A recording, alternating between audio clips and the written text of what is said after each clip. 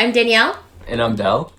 And this is the Black Catch-Up, where we're catching up on iconic black media we missed out on in our more conservative religious childhood.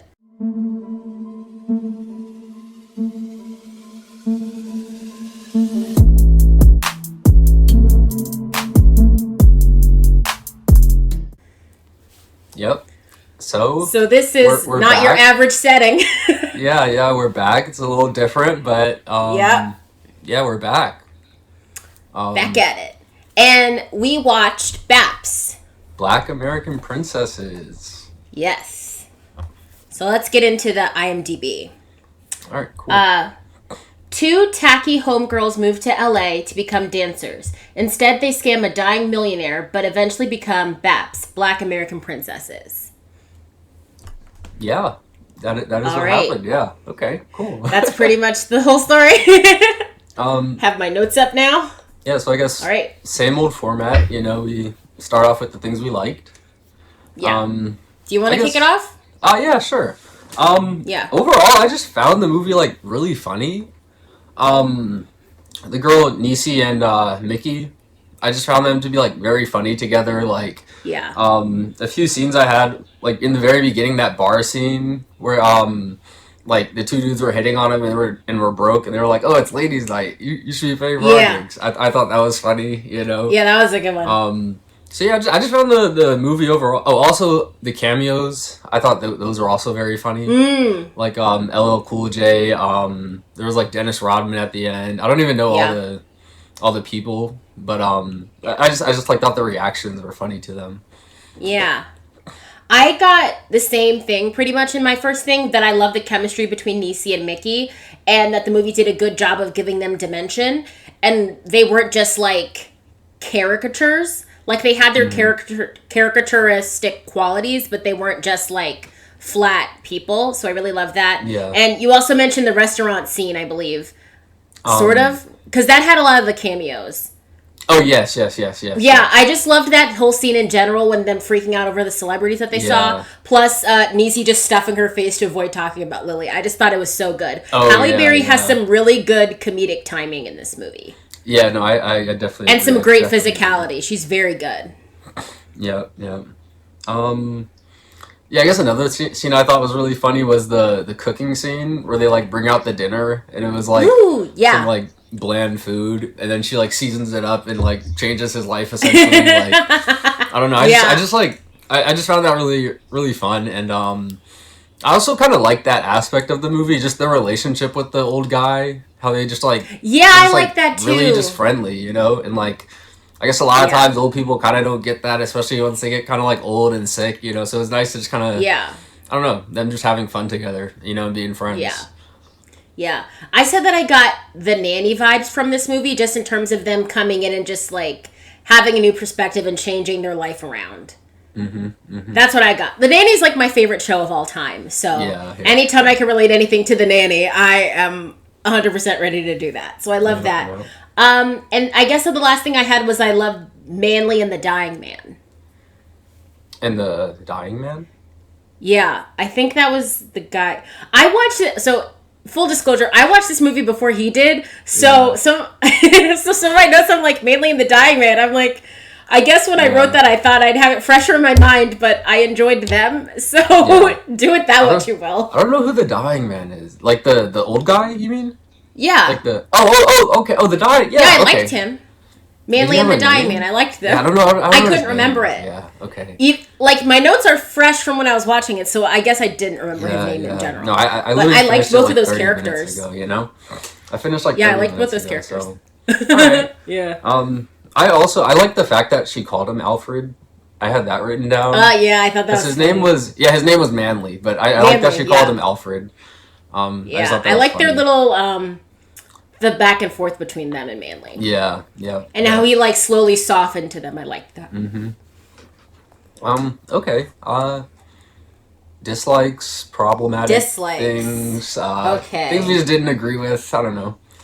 I'll start this one. Yeah. So, to me, the big thing I have is that it seemed like they rushed through the evil plot that the grandson, or whoever he was, his whole big evil plot, it seems like they rushed through that. Like, he had the one plan, but then didn't try again after it failed. It just kind of, like, fell apart to me. Like, they kind of... I guess the whole reason they were there was because of that grandson character, if that's who he was in relationship to the man. I honestly didn't pick up on who he was. That was his nephew. I think his nephew. His nephew, okay. So his nephew. So I just felt as though they really rushed through his evil plot, because it seemed as though he brought them in and wanted to, like, capture the girls, like, spending all his money and being like, see, he's not of his sound mind. And then they, like, and then they caught on to it and, like, lawyered up. And he was like, well, it just seemed as though they kind of forgot about it, and he didn't try again. Plus, the lawyer woman, she said all of 2 lines and then was there when he died, when the older man died. So she became a character towards the end, but she kind of seemed to come out of nowhere for me. Like, she was integral to the plot in a way, but it didn't make any sense because she kind of, like, just appeared, offered, like, her magic legal advice that saved them, and then just disappeared, and then came back, and it was like she was with us the whole... It was so odd. I didn't like it. I had this, like, the same exact thing written down, but, like, the way you say the old woman or not the old woman, the lawyer lady just appeared, I thought everyone just appeared. Not everyone, but, like, that whole subplot, like, when Antonio came on the screen, I was like, who is this guy? You know? Oh, the guy who framed her for stealing? Yeah. Because the first time I saw him was, like, in the, like, bedroom when he, like, came in and, like, told her, like, hey, we need somewhere private to talk. I had no idea who he was. And then I realized he's part of some grand scheme to, like, rob the guy. And I'm like, this seems way more convoluted than it had to be. Like, you could have just waited it out, you know? Like... He was gonna die anyway. Like, so I thought that whole subplot kind of came out of nowhere and was done very poorly and rushed. So but the problem with the subplot was it should have been the main plot. That was, I think, my big problem with it. Like, they treated the grandson... They treated the grandson trying to steal from his... Sorry, I keep saying grandson. They treated the nephew trying to steal from his uncle as a subplot, but it should have been the main plot. Like, okay. So it kind of should have been like a dueling thing where it's like he's trying to frame them for stealing while meanwhile they're grappling with the fact that they're hoodwinking this old man. That's what the plot should have essentially been, but it was not that. They kind of like sort of grappled with stealing from the old man, but in the end they kind of like were just so friendly with him in the anyway that it didn't really matter. And then the grandson, I think he was in cahoots with that guy you were talking about. I don't know. Antonio? I think he was in cahoots. Antonio. I think he was in cahoots with Antonio, but then he like sold him out once it was clear that Antonio was caught. And then he just didn't try another plan to steal the money. So I was like, then what was the point of that? You kind of just did things. That's what it seemed like to me, at least. Yeah, no, like I fully agree. Like, because I don't know, like in my head again, it came out of nowhere, and like they like I understand the framing and like what the end goal was, but again, like he had 2 weeks, you know, like you were his only living heir. I think he said that at some point, you know, so like I guess, and then they like had they made that the main plot, it would have been a lot better because having the like I guess the main plot kind of was just them being friendly, I guess. Yeah, that's like, what it ended up being because the stealing didn't factor in. Yeah, and I guess that actually goes into look at these girls being nice to this old man. Yeah, that goes into my next point. I didn't like how they bought back the boyfriends at the end. Like I had kind of forgotten about them, and like I felt good forgetting about them. You know, I felt good that I could just forget about them. I was happy they moved on, and then they had that scene in the car. Where, like, she like, poured her heart out, like, I'm in love with this guy. And then they ended it with the other girl, like, making a really loud snore sound. And I was like, oh, great, here we go. They're about to bring back these guys that, like, didn't have anything going for them, you know? And then mainly brought back James. I mean, not James, Allie. Yeah, Allie and the, maybe the other guy's name was James or something. Yeah, so I guess the other guys. That was my next point if you didn't say it. Oh, okay, yeah. I wrote down I could have done without the Allie of it all. He just felt a bit flat as a person. Like, those guys, they affected the plot not even a little bit. Like, they didn't need to be there. No. I would have much preferred if it was just those two B.A.P.S together, kind of like... And this is kind of merging to the other point I had, which is I wish there were more hijinks of them pretending to be Lily's granddaughter. Yeah. Just in general, they kind of had a couple. They had like one or two where it was like in the initial pretending to be her, and then in the restaurant scene that played off really well. But then they kind of like stopped pretending and were just nice to this old guy. Yep. And I just really wish there were more hijinks of him like kind of pressuring them for more information, and then them having to pretend or like make up a story of something that she said, and like really getting into. I don't like when comedies have too much improv, but this would have been the perfect place for it. Oh yeah, definitely. Like definitely. really good, like either well written that it almost seems like improv, but just like really well written comedy about them trying to play off that they're really Lily's granddaughter and who they're really supposed to be, because they didn't have enough hijinks, but the hijinks that were there were really good. Yeah, I think they could have definitely done more. Yeah, I think almost aside from that like initial restaurant scene, I feel like there wasn't really a lot of having to like fake the Lily thing, you know? Yeah. Like, I almost feel like they kind of just forgot about the Lily thing and then brought it up at the end to have the whole like, oh, Lily never had kids thing, you know? Yeah. But one point I will say about the Allie and the other guy we'll call James for now. No, that is his name. Oh, his name is James? Okay. Yeah. The scene of him crying to Nikki at the end when they come back and he's like they're like in some garden and he's like just crying through his whole speech. Yes. I thought that might have been my favorite scene. That might have been my favorite scene. But I didn't need him to come back, but it did give me that little moment of joy, you know?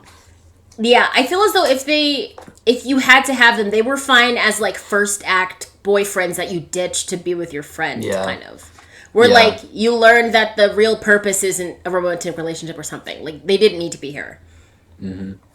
Do you have anything else? The last thing I wrote is it kind of did have that I guess like loud black woman stereotype, but only I thought in the very beginning. You know, I thought the movie almost did well by like very very much developing them as like characters and like you know full people, you know. So it didn't actually bother me too much, but I did notice that in the beginning and didn't know where it was gonna go, but I actually thought it went in a positive direction. Yeah, that's why I didn't write it down, because they seemed loud at first, but you kind of like got to peel back the layers and learn more about them. Yeah. I do have one more point. So my last thing, and I guess I really didn't like it. I wrote I hated the musical editing of the final scene because it just wasn't satisfying to me, because that was where they were getting their comeuppance with the nephew, and you find out that the old man left Niecy and Mickey all his money and everything. They muted it and just let the music swell, and I hated that. Like, I felt as though it wasn't satisfying enough. You didn't really get to feel the comeuppance to me. Like, I didn't like... And I think the reason I didn't like it was because so much of the plan fell through for me that, like, I was like, at least I need to hear him get his comeuppance for real. But then I didn't. Like, that would have played a lot better if the nephew had kept his plan up with trying to set up the girls, or if they had really, like, gone through this if they had really continued to pretend to be Lily's granddaughter for a lot, like, longer and stronger. I felt as though it would have been fine to cut out the sound at that point. However, they didn't do either of those things, so then at the end, I'm like, I can't even hear the comeuppance. You didn't get me the plot that I wanted. Now I don't get the comeuppance I want either. Yeah. I just didn't like it. Yeah, I think that's really where, like, them making that such a subplot, like, really failed them at the end, you know? Because I also found it mildly annoying that they muted it. It was definitely a big eye roll once I realized they were just going to mute the whole thing, you know? So, definitely. I thought they were just I was annoyed because at first I thought they were just going to keep the sound down so that, like, you hear nothing, but then all of a sudden you hear, like, his scream of, like, distress and then their cheers or something like that. Mm-hmm. Like, you would just hear them instead of, like, all the other sounds, almost like silence in the room that a pin could drop, kind of, if I'm making any sense. But then they didn't do that, and it was just all silent, and I was not satisfied at the end. Yeah. Okay. All right, so, are you ready for ratings? Yeah. Okay. I'll go first. I'll give it a 2.5. You know, it was fun. Wasn't too long. Like, I enjoyed it for the most part. Yeah, 2.5. Like, it could ease up to a 3 on a good day, but Yeah. yeah, for the most part, it was just enjoyable, you know, like Yeah. but not like the greatest movie. Yeah, I guess I'll wait for the next question.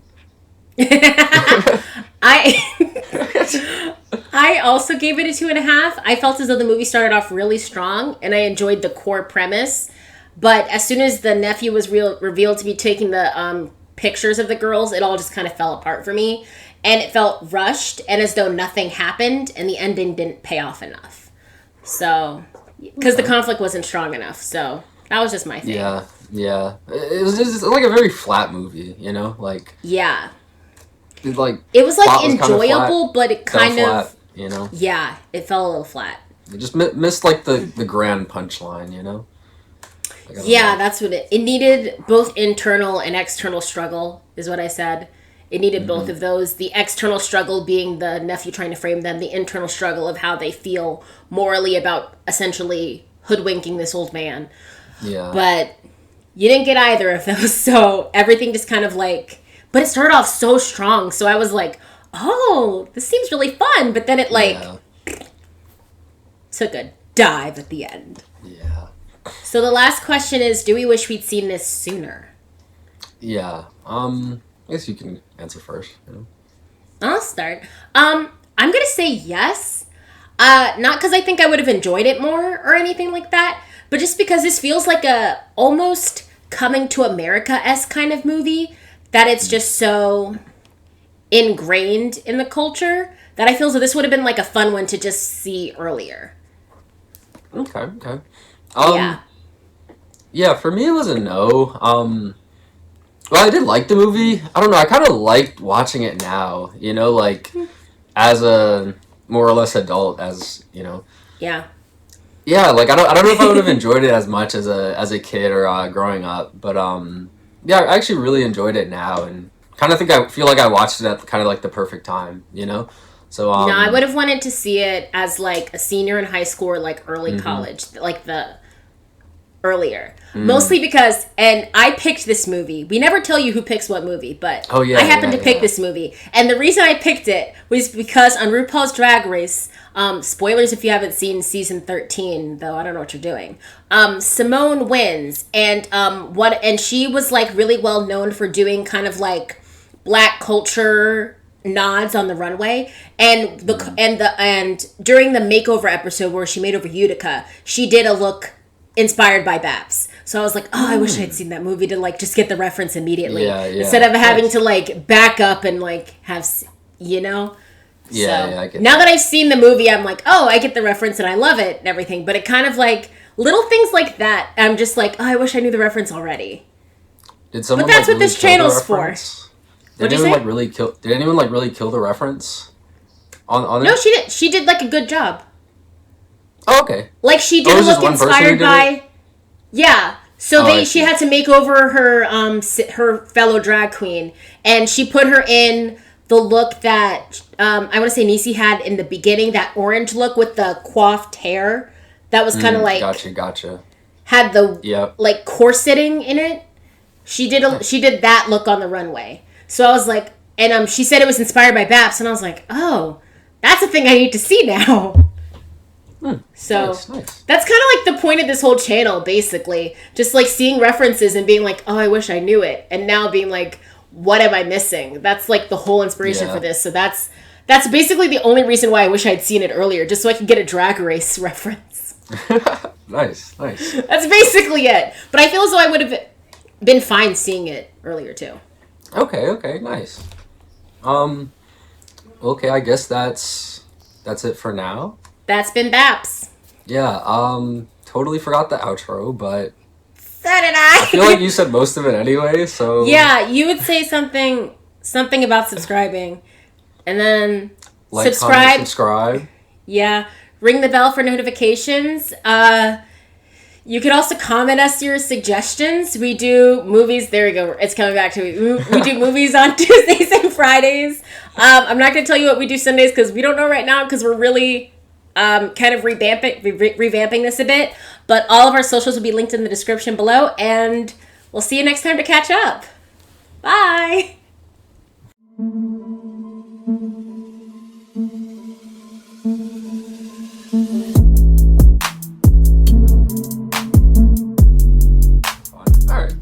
I will say it was funny to me that Nisi's dream is the least. I think it's funny because Nisi's dream is the least attainable of the couples. Because her dream was like a hair salon inside a restaurant, which I would never go to because I thought that was gross. I thought that was very so gross. I was like, I would never want to eat in a place where hair is being touched everywhere. Like that sounds hair disgusting. Salons have a smell. They have a smell to them, and like so do restaurants. Yeah, because it's like all the hairs. It's all the hair stuff. Yeah, like the various tonics and everything. Because you get people of all hair types in there, so you need all kinds of products. So I hated that. But they treated Ali's dream as though it was unattainable, but his dream was Uber.